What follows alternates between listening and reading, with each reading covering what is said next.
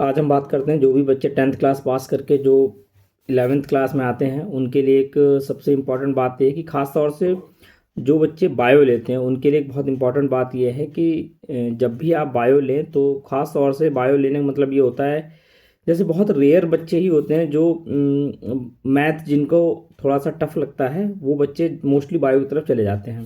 ज़्यादातर फिलहाल केसेस में देखा गया है, लेकिन हाँ, ये भी पॉसिबिलिटी कुछ बच्चे बहुत अच्छे पढ़ने में होते हैं, तो ऐसे आप कह सकते हैं परसेंटेज में सिर्फ ऐसे 4 या 5% ही बच्चे होते हैं जो जिनकी मैथ बहुत अच्छी होती है फिर भी वो बायो ले लेते हैं। इसका मतलब एक्चुअल में रियल में ही वो डॉक्टर बनना चाहते हैं।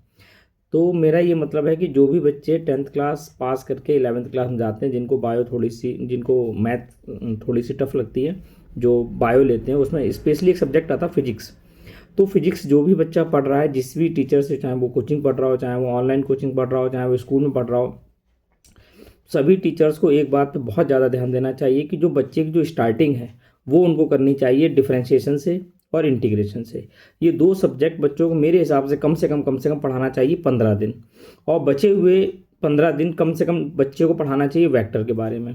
क्योंकि जब तक आप किसी भी बायो वाले स्टूडेंट्स का वेक्टर और इंटीग्रेशन और डिफरेंशिएशन अगर आप स्ट्रॉन्ग नहीं करवाएंगे तो वो बच्चा फिजिक्स में कितना भी आप अच्छा करवा लीजिए वो इम्प्रूव नहीं कर सकता है। रीजन है, आप न्यूमेरिकल कराएंगे डिफरेंशिएशन काम आएगा ही आएगा, इंटीग्रेशन काम आएगा ही आएगा। आप डेरिवेशन कराएंगे इंटीग्रेशन काम आएगा ही आएगा, डिफरेंशिएशन है वो आपका काम आएगा ही आएगा। अब होता क्या है कि बच्चे ने ये सब्जेक्ट तो पढ़े ही नहीं, क्योंकि जो बायो वाला है उसके पास मैथ तो रही नहीं है। अच्छा, मैथ वाले के पास क्या एक एडवांटेजेस हो जाता है, क्योंकि मैथ वाले के सब्जेक्ट में वेक्टर ऑलरेडी पूरा एक चैप्टर रहता है, आपको पता ही होगा। इसके बाद आपका इंटीग्रेशन एक पूरा चैप्टर ही रहता है, डिफरेंशिएशन एक पूरा चैप्टर ही रहता है। तो ये सबसे बड़ा प्लस पॉइंट रहता है मैथ वाले बच्चे के पास। और यहीं पर आकर के जो बच्चा बायो होता है वो बच्चा वीक पड़ जाता है, फिर उसको न्यूमेरिकल समझ में नहीं आते हैं, फिर उसको डेरिवेशन समझ में नहीं आते हैं, फिर वो कहता है कि मैथ तो बहुत मुझे टफ लग रही है।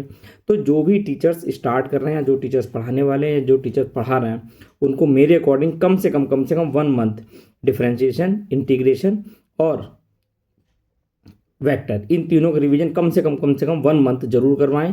और हर बच्चे से कम 2-3 बार एक एक क्वेश्चन जरूर लगवाएं। इसके बाद ही आप किसी भी चैप्टर को स्टार्ट करें। और ये वीडियो स्पेशली सभी टीचर्स के लिए है मेरी।